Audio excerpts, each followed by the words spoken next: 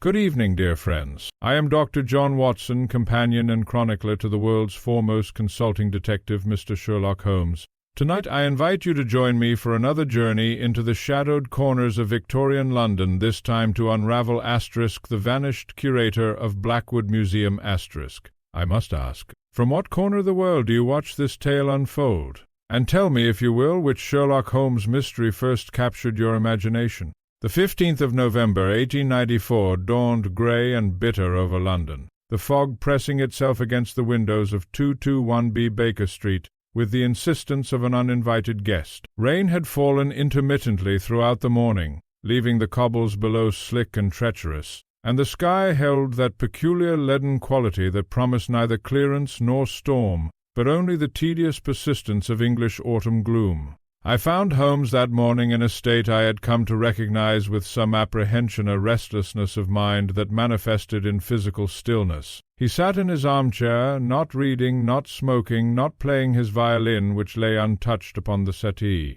The morning papers remained folded and unopened on the side table. His long fingers were steepled beneath his chin, his grey eyes fixed upon some invisible point in the middle distance. And I knew from long acquaintance that this was the dangerous quiet of a mind turning inward upon itself for want of outward stimulation. "Holmes," I ventured, setting down my teacup, "surely there must be something in the agony columns too." The sharp report of hoof-beats on the street below cut short my attempt at diversion. Holmes's head turned fractionally, his eyes narrowing. The cab drew to a halt directly before our door, and I heard the hurried exchange of voices, followed by rapid footsteps upon the stair. "A gentleman," Holmes murmured before our visitor had reached the landing. "Professional class, unmarried, left-handed, recently returned from abroad the continent, I should say, and in a state of considerable agitation regarding a matter he considers both urgent and delicate." I had scarcely time to register my astonishment when Mrs. Hudson showed in our visitor. He was a man of perhaps 35, tall and spare, with dark hair prematurely touched with grey at the temples. His clothing was of good quality, but bore the slight disarray of one who is dressed hurriedly. His left hand clutched a leather document case, his right hung empty at his side. "Mr. Sherlock Holmes," he said breathlessly, "thank God you are at home. My name is Edmund Archer. I am, or rather, I was until 3 days ago, the assistant curator of classical antiquities at the Blackwood Museum. I have come about the disappearance of my superior, Dr. Nathaniel Blackwood himself." Holmes gestured to the chair opposite his own. "Pray sit down, Mr. Archer. You have come directly from Paddington Station, where you arrived on the 9:15 from Oxford. You spent the last fortnight cataloguing a private collection in Florence, and you write your notes exclusively with your left hand, a habit that has left characteristic ink stains upon your third and fourth fingers. The matter of Dr. Blackwood's disappearance was communicated to you by telegram yesterday evening, and you have been rehearsing your account of it throughout your journey this morning. Now I suggest you take a breath and tell me the substance of this mystery that brings you to my door." Archer's mouth opened and closed twice before he found his voice. "Remarkable! Yes, every detail is correct. I returned from Italy 2 days ago to find the museum in absolute chaos. Dr. Blackwood has vanished without trace, and with him has disappeared the Ptolemaic Sela golden artifact worth, by conservative estimate, some £20,000. The police believe he has absconded with it, but I know that Nathaniel Blackwood is incapable of such treachery. When precisely was Dr. Blackwood last seen?" Holmes asked, his manner now transformed from languid indifference to keen attention. "On the evening of November 11th, 4 days ago. He was alone in the museum after closing hours, conducting what he termed private research in the Egyptian gallery. The night watchman, a man named Dobson, made his rounds at 10 o'clock and saw Dr. Blackwood's lamp burning in his office. When he returned at midnight, the office was dark, the door locked from the inside, and there was no response to his knocking. The following morning, when the cleaners arrived at 6, they found the office still locked. The museum director, Sir Geoffrey Hartwell, was summoned. When they broke down the door, the room was empty. Dr. Blackwood was gone, and so was the Ptolemaic seal from its case in the gallery below. And the means of exit? That is the inexplicable part, Mr. Holmes. The office window overlooks a sheer drop of 40 feet to a paved courtyard. It was found locked from within. The door, as I said, was also locked from the inside. There is no other way out. It is as though he simply dissolved into air. Holmes's eyes gleamed. "Locked room mysteries are often the simplest to resolve, Mr. Archer, once one discards the impossible and examines what remains. Tell me, who discovered the missing seal?" "Sir Geoffrey himself, when he went to check the gallery after finding the office empty. The display case had been opened with a key. There was no damage to the lock. Only 3 such keys exist. One held by Dr. Blackwood, one by Sir Geoffrey, and one kept in the museum's main safe." "I see.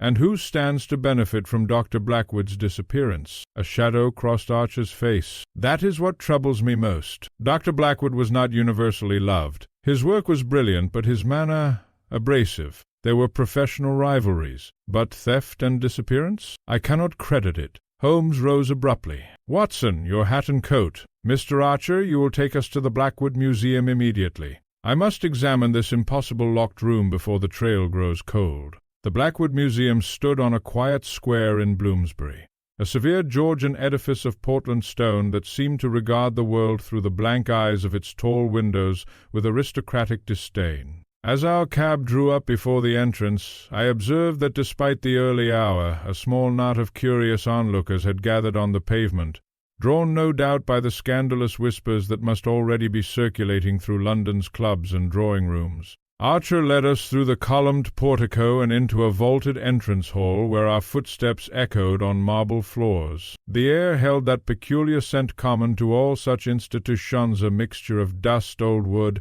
and the faint chemical tang of preservation fluids. Display cases lined the walls, filled with pottery fragments, bronze implements, and other relics of vanished civilizations. We were met in the hall by a florid-faced gentleman of military bearing, his mutton-chop whiskers quivering with barely suppressed agitation. "Sir Geoffrey Hartwell," Archer said quietly, "the museum's director. Sir Geoffrey, this is Mr. Sherlock Holmes and Dr. Watson." Sir Geoffrey's handshake was perfunctory, his manner barely civil. "Mr.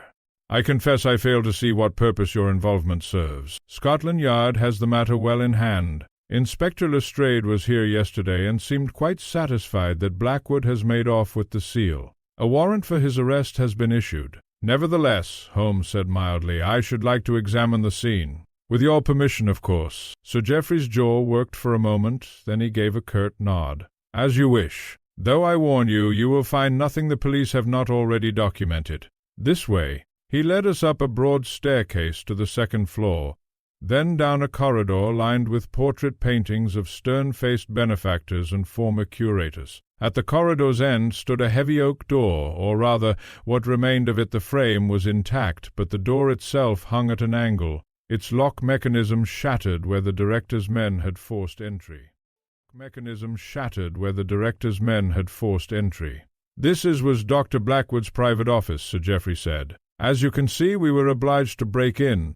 Holmes said nothing, but dropped to his knees to examine the damaged lock with his magnifying lens. I watched him work in silence, noting the way his fingers traced the splintered wood, the careful attention he paid to the position of the bolt. "The lock was indeed engaged from within," he murmured, more to himself than to us. "No tampering evident. Watson, note the fresh scratches here." He indicated several fine marks on the door frame made by the bolt as it was forced. "The door was unquestionably locked when you broke it down, Sir Geoffrey." "Absolutely. I supervised the operation myself." Holmes rose and entered the office. It was a spacious room, lined floor to ceiling with bookshelves heavy with leather-bound volumes and clay tablets in protective cases. A large desk dominated the center, its surface covered with papers, reference works, and the paraphernalia of scholarship. The air was close and stale, as though the room had been sealed for some time. My friend moved to the single window which overlooked the courtyard Archer had mentioned. The drop was indeed precipitous, and the paving stones below showed no sign of disturbance. Holmes examined the window frame with minute attention, then tested the latch. "Locked," he confirmed, "and I see no indication that it has been opened recently. Observe the dust along the sill, undisturbed save for one small area here where something was placed. Something circular, approximately 3 inches in diameter." "A teacup, perhaps?" I suggested. "Possible, Watson, but why only one?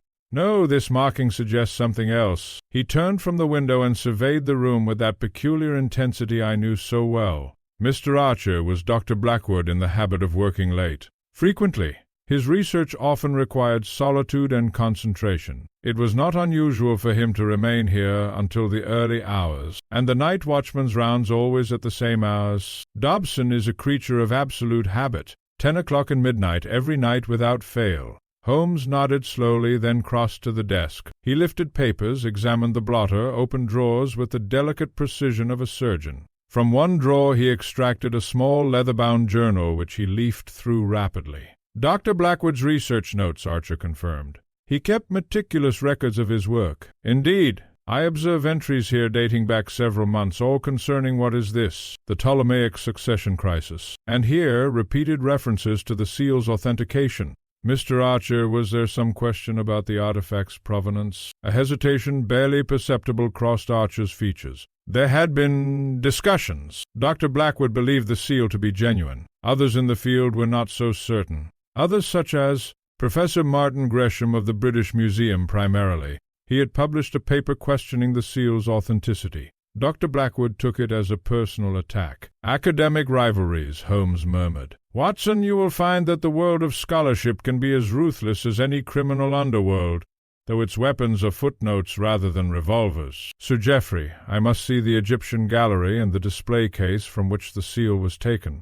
We descended to the ground floor and passed through a series of interconnected galleries until we reached the Egyptian wing. Here the atmosphere changed palpably. The ceilings soared higher, supported by columns painted to resemble palm trees, and the walls were decorated with reproductions of tomb paintings. Sarcophagi stood in silent rows, their painted faces staring into eternity, and countless smaller artifacts filled the display cases that lined the walls. Sir Geoffrey led us to a freestanding glass case positioned in the center of the gallery. It stood perhaps 4 feet tall, its wooden base elaborately carved, and within it, or rather, where within it something had once rested, I could see a small velvet cushion, now empty save for a slight indentation. The Ptolemaic seal, Sir Geoffrey said heavily. A gold signet ring bearing the cartouche of Ptolemy V. It came to us 3 years ago from a private collection in Cairo. Dr. Blackwood authenticated it personally and considered it the crown jewel of our Egyptian holdings. Holmes circled the case like a predator, his eyes missing nothing. He produced his lens once more and examined the locker small brass mechanism on the front panel of the case. No damage, he observed. Opened with a key, as Mr. Archer stated. Sir Geoffrey, you keep your key upon your person? Always. It hangs with my watch chain. Sir Geoffrey drew forth a small brass key to demonstrate. And Dr. Blackwood's key?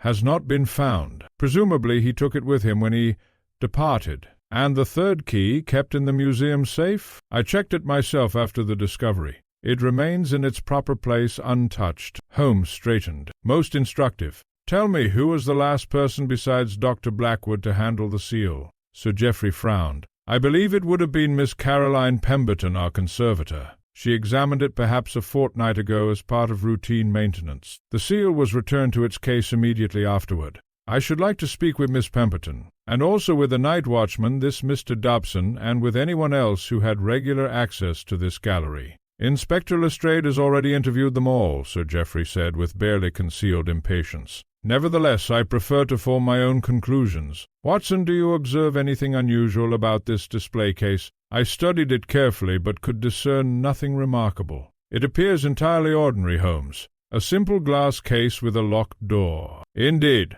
And yet, he knelt and examined the floor around the case's base with his lens. Most curious. Sir Geoffrey, has this gallery been cleaned since the discovery of the theft? Not thoroughly, no. We have kept it largely as it was, pending police investigation. Then you will observe, as I do, these small granules of a whitish powder scattered around the case's base. Plaster dust, I believe, though the nearest plastered wall is some 20 feet distant. And here he indicated several small marks on the wooden floor, fresh scratches, as though the case has been moved, however slightly, very recently. Moved? Archer said sharply. But that's impossible. The case weighs at least 15 stone. It would require 2 strong men to shift it, or 1 man with the proper leverage and sufficient time, Holmes replied. He rose and dusted off his knees. But we theorize ahead of our data. Mr. Archer, I shall need a complete list of the museum's staff, everyone who had access to this gallery on the night of November 11th. I shall also require a detailed account of the seal itself, its dimensions, weight, and any distinguishing characteristics. Can you provide these things? Certainly. I have complete records in my own office. Then let us proceed there. Sir Geoffrey, I thank you for your cooperation. I trust you will make your staff available for my interviews? Sir Geoffrey's expression suggested he found this prospect highly irregular, but he gave a grudging nod. If you believe it will assist in recovering the seal and apprehending Blackwood, then yes, though I maintain that the man has simply stolen a valuable artifact and fled. These elaborate theories serve only to obscure the obvious. The obvious, Holmes said quietly, is very often the greatest obscurer of truth. Good day, Sir Geoffrey. Archer's office proved to be a smaller, more cluttered version of his superior's, filled with reference books, photographic plates of artifacts, and clay tablets in various states of cataloguing. He produced a leather-bound ledger and opened it to reveal a list of names written in a careful hand. The museum employs a staff of 23, he explained, but only a handful would have been on the premises after closing hours on the 11th. The night watchman, Dobson, of course. Miss Pemberton occasionally works late in the conservation workshop. Sir Geoffrey himself sometimes returns to attend to administrative matters. And then there was Dr. Blackwood. No one else? The cleaning staff arrive at 6 in the morning, well after the events in question. Holmes studied the ledger. This Professor Gresham you mentioned, had he visited the museum recently? Not recently, no. His last documented visit was in September, when he examined the seal as part of his research for the authentication paper. Dr. Blackwood was not hospitable. I can imagine. Watson, we have before us a classical locked-room mystery with several apparent impossibilities. First, the vanished curator who left a locked office by no visible means. Second, the stolen seal taken from a locked case without damage. And third, the question of motive. If Blackwood stole the seal himself, where is he? If someone else stole it, how did they incriminate Blackwood so thoroughly? I confess I could see no answer to any of these questions, and said as much. Holmes smiled. Then let us eliminate the possible and see what impossible remains. Mr. Archer, I should like to interview your staff, beginning with the night watchman. Samuel Dobson proved to be a man of late middle years, grey-haired and stolid, with the deliberate movements of one who has performed the same duties for decades without variation. We met him in the museum's staff room, a cramped space furnished with a few worn chairs and a coal stove that struggled against the autumn chill. Mr. Dobson, Holmes began, I understand you made 2 rounds on the night of November 11th. Can you describe exactly what you observed on each occasion? Dobson settled himself carefully into a chair and folded his hands. At 10 o'clock, as is my custom, I began my rounds on the ground floor and worked my way upward. When I reached the 2nd floor, I saw light beneath Dr. Blackwood's door. I knocked, and he called out that I should not disturb him, as he was engaged in important work. This was not unusual, sir. Dr. Blackwood often worked late. You did not enter the office? No, sir. Dr. Blackwood valued his privacy. And at midnight? I made the same rounds. This time there was no light beneath the door. I knocked out of habit, received no answer, and assumed Dr. Blackwood had left by the front entrance, though I had not seen him depart. The door was locked, as it always was. Did you test the handle yourself? I did, sir. It would not turn. Holmes leaned forward. And during the 2 hours between your rounds, did you hear any unusual sounds? Voices, footsteps, the opening or closing of doors? Dobson considered this carefully. No, sir. The museum is a quiet place at night. Just the creaking of old timbers and the settling of foundations. Nothing out of the ordinary. Did you see anyone else in the building that evening? No, sir. I was alone as far as I knew, save for Dr. Blackwood. Holmes questioned him for another quarter hour, probing for details about the building's entrances, the locations of windows, the usual procedures for locking the museum at night. But Dobson's testimony remained consistent and unremarkable. He was clearly a man of rigid habits, and those habits had been followed precisely on the night in question. When Dobson had departed, I ventured a thought. Holmes, if Dobson is telling the truth, and I see no reason to doubt him, then Blackwood must have left between 10 o'clock and midnight. But how, if the door was locked from within? Unless, Watson, Blackwood never left at all. But we shall see. Our next interview awaits. Miss Caroline Pemberton was a surprise. I confess I had expected a severe, elderly spinster, the typical image of a museum conservator. Instead, she proved to be a woman of perhaps 30, with intelligent dark eyes and a business-like manner that suggested considerable competence. She received us in her workshop, a well-lit room filled with work tables, chemical solutions in glass bottles, and various tools for the delicate work of artifact preservation. "Mr. Holmes," she said briskly, "I understand you are investigating Dr. Blackwood's disappearance. I must tell you at the outset that I find the official theory that he has stolen the seal utterly preposterous. Whatever his faults, and I grant he had many, Nathaniel Blackwood was devoted to his work with an intensity that bordered on obsession. He would no more steal an artifact than he would set fire to the building." "You speak as one who knew him well," Holmes observed. A faint color touched her cheeks. "We were colleagues for 7 years, Mr. Holmes. One comes to know a person's character in that time." "Quite so. Tell me, Miss Pemberton, when did you last examine the Ptolemaic seal?" "On the 1st of November. I removed it from its case for routine maintenance checking for any signs of tarnish or degradation. The seal was in excellent condition. I cleaned it very gently and returned it to the case within the hour." "And you observed nothing unusual about the artifact itself?" She hesitated. "Nothing unusual about the seal, no. But Dr. Blackwood's behavior when I examined it was peculiar." Holmes's eyes sharpened. "In what way?" "He insisted on being present throughout the entire process, which was not his custom. He watched me work with an intensity that I found almost unnerving, and he asked several times whether I had noticed anything different about the seal, any change in its appearance or weight. I assured him repeatedly that the seal was exactly as it had always been, but he seemed unconvinced, as though he expected it to be different." "Precisely that, Mr. Holmes. Most illuminating. Miss Pemberton, were you in the museum on the evening of the 11th? "I was not. I left at the usual closing time of 6 o'clock. I was at home the entire evening. My landlady can confirm this, if necessary." Holmes questioned her for some minutes longer, extracting details about the museum's security procedures, the locations of keys, the usual patterns of Dr. Blackwood's work. When we finally took our leave, I could see that a theory was beginning to form in my friend's agile mind, though he said nothing of it to me. Our final interview of the day was with Professor Martin Gresham, whom Archer had arranged to meet us at his rooms in the British Museum.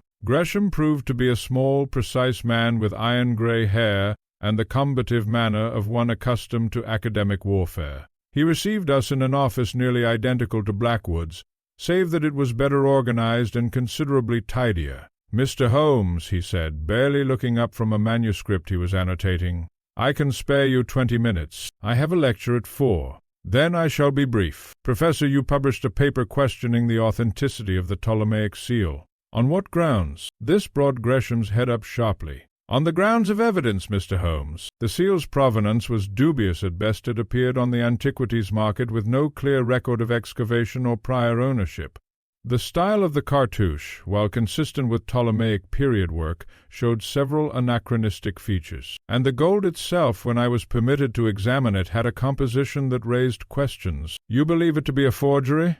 I believe it to be unproven. There is a difference. But Blackwood would hear none of it. He had staked his reputation on the seal's authenticity, and my paper threatened that. We had a rather public confrontation at the Antiquarian Society last month. He called me a charlatan and a fraud. I responded that he was a stubborn fool, blinded by his own vanity. Strong words between scholars, Holmes observed. The pursuit of truth sometimes requires strong words. But I want to be clear, Mr. Holmes. I had no personal animus against Blackwood, and I certainly had no hand in his disappearance or the theft of the seal. I was in Cambridge the entire week of the 11th, delivering a series of lectures. I have 40 witnesses to that effect. I do not doubt you, Professor. Tell me, if the seal were indeed a forgery, who would have had the skill to create such a convincing one? Gresham leaned back in his chair, his expression thoughtful. There are perhaps a dozen craftsmen in Europe capable of such work, but the psychological profile would be equally important. One would need not only technical skill but intimate knowledge of Ptolemaic iconography, access to appropriate materials, and a motive for creating the forgery in the first place. Financial gain, certainly, or perhaps professional advancement, if one could convincingly discover such an artifact. Could Blackwood himself have been the forger? Blackwood? Good God, no. The man was many things arrogant, dismissive, obsessive, but he was genuinely brilliant and genuinely devoted to authentic scholarship. If he believed the seal was real, then he believed it with complete sincerity, however mistaken that belief might be. Holmes rules. Professor Gresham, you have been most helpful. One final question. If you were to examine the seal now, could you conclusively determine its authenticity or lack thereof? Given proper time and equipment, yes. But as the seal has been stolen, that question is rather academic, is it not? Perhaps, Holmes said enigmatically. Perhaps not. Good day, Professor. That evening found us back at Baker Street, Holmes in his chair with his pipe drawing well at last, myself at the desk attempting to organize my notes of the day's interviews. The fire crackled pleasantly, and the fog outside had thickened to the point that the gas lamps in the street below were visible only as diffused halos of yellow light. "Well, Watson," Holmes said at length, "what do you make of our vanished curator?" I set down my pen. I confess I am baffled. Every avenue seems to lead to impossibility. If Blackwood left the office, how did he lock the door behind him? If he stole the seal, where has he gone? And if he did not steal it, who did, and how did they implicate him so thoroughly? You state the problem admirably. Let us approach it methodically. First, the locked office. I observed 3 points of significance: the intact lock, the sealed window, and those curious scratches on the door frame. What do they suggest? That the room was indeed locked from within, and that no one entered or left by conventional means. Precisely. Therefore, we must consider unconventional means. The window overlooks a 40-foot drop to paving stones. No rope, no ladder, no sign of descent. The door was locked, as both Dobson and Sir Geoffrey can attest. What does this suggest? That Blackwood was still in the room when they broke down the door. I ventured. An excellent hypothesis, Watson. And yet the room was thoroughly searched and found to be empty. Where, then, could a grown man conceal himself in an office containing only bookshelves, a desk, and a few chairs? I admitted I could not imagine. Holmes smiled and drew on his pipe. Then let us set aside the office for a moment and consider the seal. It was removed from a locked case using a key. 3 such keys exist. Sir Geoffrey's, which he retains Blackwood's, which is missing, and a third in the museum safe, which was never taken. What do you conclude? That Blackwood used his own key to steal the seal. The obvious conclusion. And yet, Watson, consider.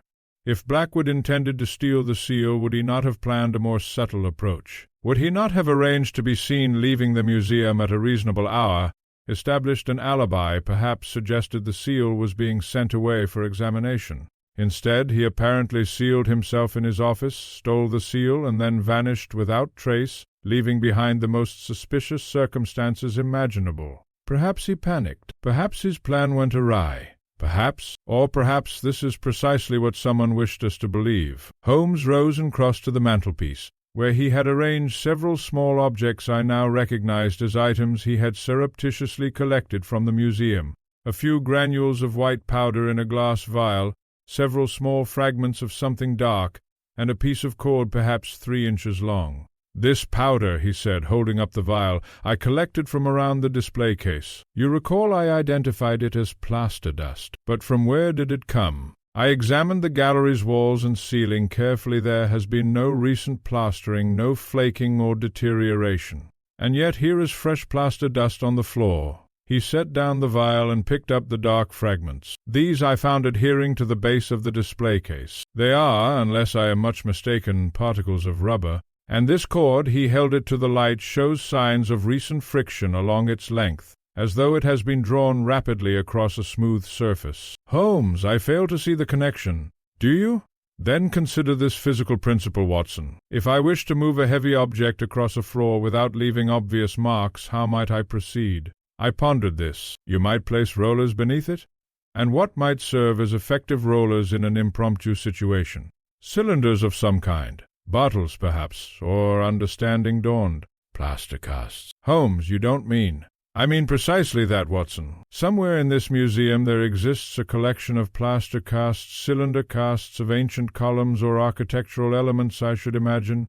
Someone used these as rollers to move the display case, then returned them to their proper place. The plaster dust fell from them in the process. The rubber fragments are from the feet of the case itself, abraded by the movement, and this cord suggests a pulley system or lever of some kind. But why move the case at all? Ah, Watson, that is the question that unlocks everything. Why indeed? To access something beneath it? To conceal something behind it? We shall discover the answer tomorrow. Tonight, however, I have another experiment to conduct. He crossed to his chemistry bench and began assembling various bottles and apparatus. The question of the seal's authenticity intrigues me. Professor Gresham mentioned the gold's composition as suspicious. I should like to know more about metallurgical analysis of ancient gold. Pass me that volume of Berthelot, if you would. I knew better than to interrupt Holmes when he was in such a mood. I handed him the requested book and retired to my own chair, where I must have dozed off, for I woke several hours later to find him still at work,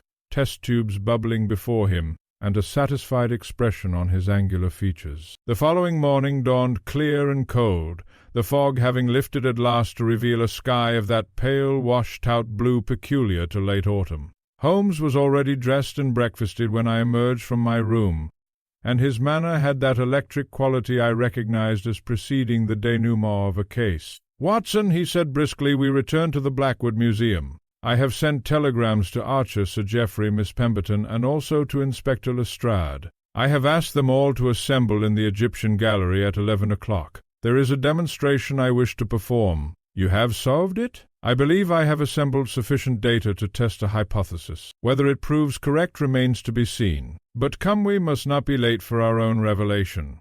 We found the assembled party waiting for us in the Egyptian Gallery, their expressions ranging from Archer's eager anticipation to Sir Geoffrey's barely concealed irritation. Inspector Lestrade, a small, wiry man with a perpetually skeptical expression, greeted Holmes with professional courtesy tinged with resigned amusement. "Mr. Holmes," he said, "I hope you have not brought us here merely to theorize. Scotland Yard deals in facts and evidence, as do I, Inspector, and I have both to present to you. But first a question for Sir Geoffrey. Does the museum possess a collection of plaster casts of architectural elements?" Sir Geoffrey blinked. "Why, yes. In the storeroom on the ground floor. Casts of columns from the Temple of Karnak. They are used occasionally for educational displays. Why do you ask? I should like them brought here, if you please. 4 of the cylindrical casts should suffice." Looking thoroughly puzzled, Sir Geoffrey dispatched a custodian to fetch them.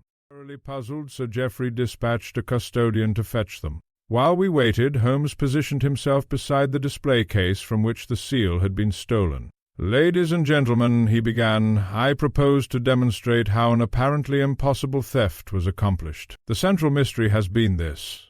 How was the Ptolemaic seal removed from a locked case, in a gallery where the night watchman made regular rounds, without any sign of forced entry or unusual activity?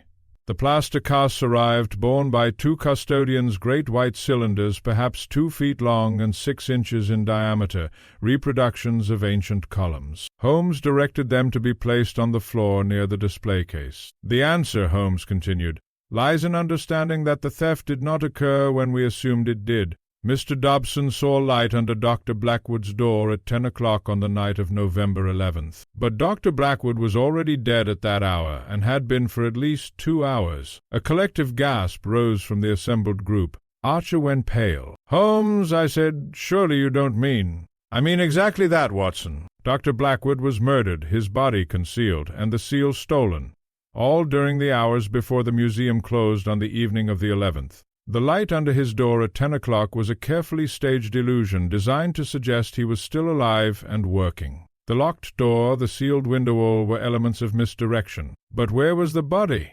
Lestrade demanded. "We searched that office thoroughly. You searched it the following morning, Inspector. But I suggest the body was not in the office at all by that time. It was here." Holmes placed his hand on the display case. "Concealed inside this very case, beneath the platform on which the seal rested." He gestured to the custodians. "Gentlemen, if you would be so kind as to assist me. We are going to move this case, using these casts as rollers, exactly as someone did 4 nights ago." With considerable effort, they managed to raise one end of the heavy case and slide the plaster cylinders beneath it. Then slowly they rolled it forward across the floor. It moved with surprising smoothness, leaving only slight marks on the wooden boards. When it had been shifted some 3 feet from its original position, Holmes called a halt. He knelt and examined the floor where the case had stood. "Observe!" Observe, he said, pointing. There, clearly visible on the wooden boards, was a dark stain perhaps 2 feet in diameter, partially concealed by the positioning of the case's base. Blood, Holmes said quietly. Doctor, Blackwood was struck down, I believe. We shall find a head wound when the body is located, and he fell here bleeding onto the floor. His killer had to conceal both body and blood. The solution was ingenious. Hollow out a space in the display platform within the case itself, conceal the body there, position the case carefully over the bloodstain, and arrange the seal on top. Who would think to look inside an apparently intact display case? Good God, Archer breathed. But the seal was locked in the case, Sir Geoffrey protested. And the case was still locked when we found it empty. Ah, yes, the locked case. Tell me, Sir Geoffrey, when you discovered the seal missing, how did you determine this? Did you unlock the case yourself? Why, I saw at a glance that the seal was gone. The case was still locked, but I could see through the glass that the cushion was empty. Precisely. You could see that the seal was gone without opening the case. This suggests something interesting. The seal was removed not by unlocking the case, but by someone who had access to the interior, someone who had already placed Dr. Blackwood's body within it. The seal was taken at the same time the body was concealed, before the case was locked again. Holmes crossed to the case and examined its base carefully. And here we find our confirmation. These panels at the base are designed to be removable, to allow access to the interior platform for cleaning and maintenance. Someone with knowledge of the case's construction could remove these panels, hollow out a space in the platform, conceal the body, replace the panels, and lock the case. From outside, everything would appear normal except that the seal would be gone. But that still leaves the question of Dr. Blackwood's office, I interjected. How was the illusion of his presence maintained? Simplicity itself, Watson. A lamp placed in the office, visible under the door, a chair positioned to cast a shadow. Perhaps even a recording device, though I think more likely a confederate who, when Dobson knocked at 10 o'clock, called out in a passable imitation of Blackwood's voice. By midnight the lamp was extinguished. The confederate departed by the front entrance, which Dobson would not find unusual, as staff members occasionally worked late, and the illusion was complete. Lestrade had been listening with increasing attention. Mr. Holmes, this is all very ingenious, but it remains theoretical. Can you tell us who committed this murder? And more importantly, where is the body now? Holmes turned to face the assembled group, and his eyes fixed on one person in particular. The body, he said, was removed from the display case the following day, under guise of normal museum business. It was wrapped in canvas, placed in a crate labeled as containing artifacts being sent for conservation, and dispatched to a location where it could be safely disposed of. As for the murderer, his gaze did not waver. I believe Miss Pemberton can enlighten us. Caroline Pemberton stood very still for a long moment, her face drained of color. Then, to my astonishment, she laughed a brittle, desperate sound that echoed through the gallery. "Clever," she said. "Very clever, Mr. Holmes. I had hoped the misdirection would hold longer. May I ask what gave me away?" "Several things," Holmes replied, his voice not unkind. "The plaster dust around the case you had used casts from the museum's own collection as rollers. The rubber fragments from the case's feet you had moved it, alone, which required not only the rollers but considerable time and determination. And most tellingly, your own testimony. You said Dr. Blackwood seemed obsessed with whether the seal had changed in appearance or weight. That suggested he suspected something about it, perhaps that it had been replaced with a copy, a suspicion that, I believe, cost him his life. Miss Pemberton walked slowly to one of the stone benches positioned for visitors and sat down heavily. You're right, of course, about all of it. Nathaniel did suspect. He had become increasingly paranoid in recent weeks, convinced that someone was plotting against him. Ironic, really, that his paranoia was justified. "You killed him," Lestrade said, stepping forward. "Miss Pemberton, I must caution you." "Oh, let her speak," Holmes interrupted. "I believe there is more to this story than simple theft. Am I not correct, Miss Pemberton?" She looked up at him, and I saw tears gathering in her eyes. "You are, though I doubt it will matter to the court. Yes, I killed Nathaniel Blackwood. I struck him down with a stone carving of Anubis, rather fitting, don't you think? The god of death. I hit him once, from behind, and he fell without a sound. And yes, I concealed his body in the display case, exactly as you described. I had constructed a false bottom to the platform months ago, during a routine conservation procedure. No one questioned it. No one even looked. But why? Archer burst out. Miss Pemberton, Dr. Blackwood trusted you. We all did. She turned to him, her expression a mixture of sorrow and defiance. Trusted me? He used me, Edmund, just as he used everyone. But that wasn't why I killed him. I killed him because 7 years ago Nathaniel Blackwood murdered my father. A stunned silence fell over the gallery. Holmes nodded slowly, as though this confirmed something he had already deduced. Go on, he said gently. My father was Thomas Pemberton. Perhaps you remember the name. He was curator of the Egyptian collection at the Manchester Museum.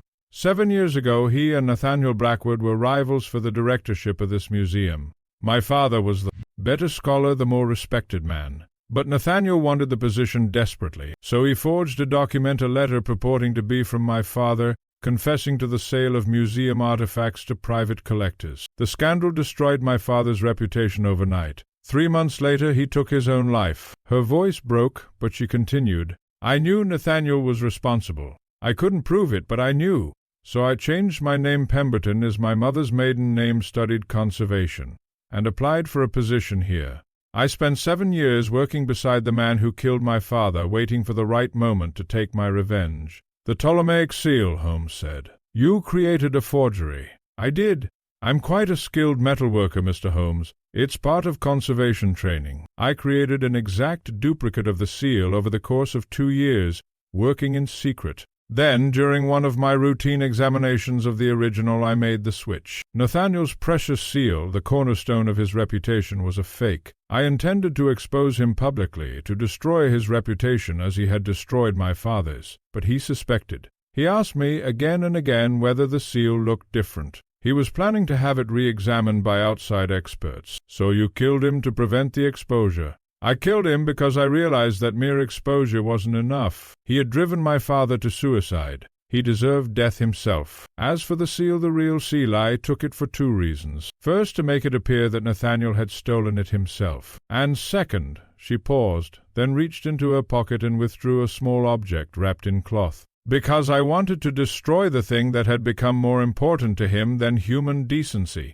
She unwrapped the cloth, revealing a golden ring bearing an elaborate cartouche. Even from several feet away, I could see the workmanship was exquisite. The real Ptolemaic seal, she said. And Professor Gresham was right, it is a forgery. An 18th-century forgery created for a French collector. Nathaniel knew this, or at least suspected it strongly. He had staked everything on its authenticity, and he couldn't bear to admit he was wrong. So he suppressed the doubts, attacked anyone who questioned it, and clung to his delusion. In the end, his pride killed him more surely than my blow. Lestrade moved forward. Caroline Pemberton, I am arresting you for the murder of Dr. Nathaniel Blackwood. You need not say anything further. She rose quietly, surrendering the seal to the inspector. Where is his body, you ask? At the bottom of the Thames, weighted with stones, dropped from Blackfriars Bridge 2 nights ago. You'll not recover it, I think. As for me, I regret nothing. My father was a good man destroyed by a vain, ambitious monster. I avenged him. That will have to be enough. As they led her away, she paused beside Holmes. How did you know about my father? I did not with certainty, Holmes admitted. But when I learned your name was Pemberton, and recalled the scandal involving Thomas Pemberton 7 years past, and observed your particular intensity when speaking of Dr. Blackwood's character, I formed a hypothesis. Your confession has confirmed it. I am sorry, Miss Pemberton. Sorry that you felt justice could only be achieved through revenge. Justice? She said bitterly.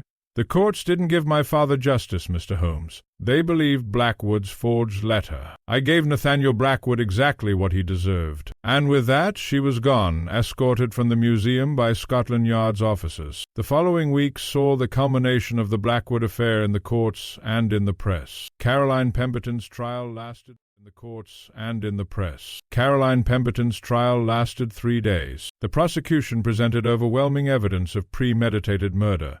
The constructed false bottom of the display case, the forged seal she had created, witness testimony about her movements on the night of November 11th. The defense attempted to argue temporary insanity brought on by grief, but the careful years-long planning of her revenge undermined this strategy.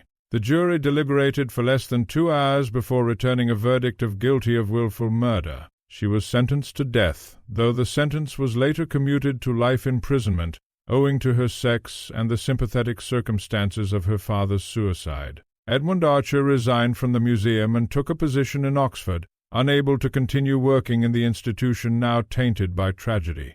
Sir Geoffrey Hartwell retired quietly 6 months later, the scandal having irrevocably damaged the museum's reputation. The real Ptolemaic seal, or rather, the 18th century forgery that had been mistaken for it, was donated to the British Museum, where it remains in their collection of historical forgeries, a testament to the dangers of scholarly pride. As for the body of Dr. Nathaniel Blackwood, it was never recovered from the Thames. The river kept its secret. One evening in late December, as the year drew toward its close, I found myself at Baker Street with Holmes. Snow fell gently beyond the windows, muffling the sounds of the city, and a fire burned cheerfully in the grate. Holmes sat in his chair, his violin across his lap, though he had not yet begun to play. "You are troubled, Watson," he observed. "You have been dwelling on the Blackwood case." "I confess I have," I admitted. "There was something profoundly tragic about it all.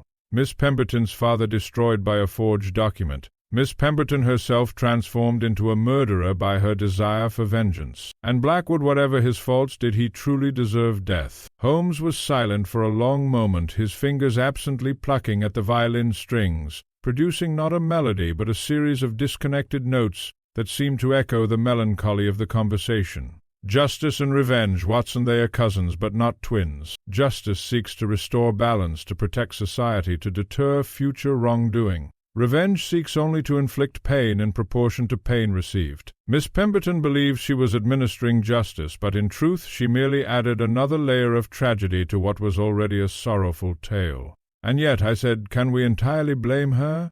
Her father was indeed wronged. Blackwood did forge that letter, she was certain of it, and I believe her certainty was justified. The legal system failed to see the truth. What recourse did she have? The same recourse we all have when the systems we have created prove fallible. To work to improve them, not to supplant them with personal vengeance. The moment Miss Pemberton took justice into her own hands, she ceased to be a victim seeking redress and became a criminal herself. The law recognizes no exceptions to this principle, and rightly so. If every person who believed themselves wronged took violent revenge, civilization itself would collapse into chaos. He set down the violin and reached for his pipe. "And yet," he continued, his tone softening, "I cannot help but feel a degree of sympathy for her. 7 years she spent in patient, meticulous preparation. 7 years of living beside her father's destroyer, maintaining a facade of professional collegiality, waiting for her moment. That requires a strength of will I can almost admire, even as I deplore its application. Then you believe she was wrong to kill Blackwood?" "I believe murder is always wrong, Watson. But I also believe that human beings are complex creatures, capable of terrible acts in response to terrible wrongs. Miss Pemberton is not an evil woman, she is a grief-stricken daughter who chose the wrong path to honor her father's memory. She will spend the rest of her life in prison, and perhaps in that time she will come to see that revenge has cost her everything: her freedom, her career, her future, while restoring nothing of what was lost." I considered this. What of the seal itself? A forgery all along. Blackwood built his reputation on an 18th century fake. Holmes chuckled without humor. "There is a certain poetic justice in that, is there not? The man who destroyed another through forgery was himself deceived by a forgery. He recognized the truth, or began to suspect it, but his pride would not allow him to admit the error publicly. So he clung to the lie, attacked those who questioned it, and ultimately died to protect a secret that wasn't worth protecting. Pride, Watsonette, is humanity's most persistent folly." Snow continued to fall beyond the windows, and somewhere in the distance a church bell tolled the hour. The city prepared for Christmas. A church bell tolled the hour. The city prepared for Christmas, for the turning of the year, for renewal and fresh beginnings. But for Caroline Pemberton, locked in a prison cell, and for the scattered remains of Nathaniel Blackwood somewhere in the Thames's dark waters, there would be no renewal.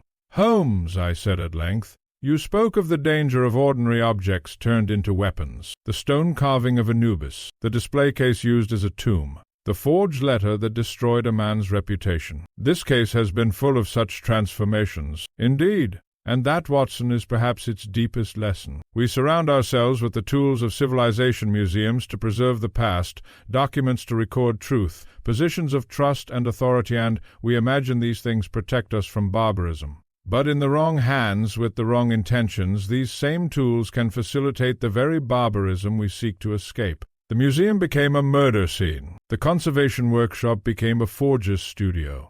The carefully maintained veneer of scholarly discourse concealed fraud and, ultimately, murder. He drew on his pipe, exhaling a stream of smoke that rose toward the ceiling in lazy spirals. There is no safety in institutions, Watson, only in the integrity of the individuals who operate them. When that integrity fails, as it did with Blackwood, and later with Miss Pemberton, the most civilized of settings can become the scene of the most uncivilized acts. I had no response to this. We sat in companionable silence as the fire burned low and the snow continued its gentle fall. Somewhere in London, in a dozen museums, 100 libraries, 1,000 places of learning and culture, men and women pursued knowledge and preserved the past. Most did so with honor. Some did not, and therein lay the eternal tension between humanity's highest aspirations and its darkest impulses. "Will you write this case up for publication?" Holmes asked eventually. "I think not," I replied. "Or at least not yet. There are too many living people whose pain might be compounded by seeing these events in print.